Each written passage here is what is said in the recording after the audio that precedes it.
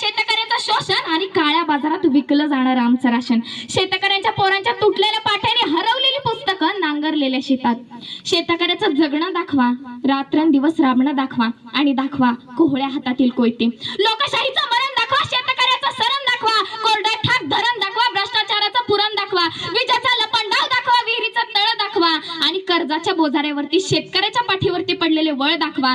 दाखवा आमच्या सोन्यासारख्या पिकाला मिळालेला मातीमोल भाव दाखवा आणि मग हातामध्ये माईक घेऊन हा देश कृषी प्रधान देश आहे असं पुन्हा एकदा म्हणून दाखवा। याच विषंगण आपल्या समोर उभी आहे। नमस्कार, मी श्रावणी कोंडलकर, अजितदादा पवार विद्यालय वडशिवणे, इयत्ता 10वीची मी विद्यार्थिनी। आज आपल्या सर्वांसमोर विषय मांडतीये शेतकरी जगाचा पोशिंदा। ना बिर्ला न बाटा न बाटा न टाटा, ना बिर्ला न बाटा न बाटा न टाटा आणि खऱ्या अर्थाने शेतकरी हाच समाजाचा बायोडेटा, हाच समाजाचा बायोडेटा।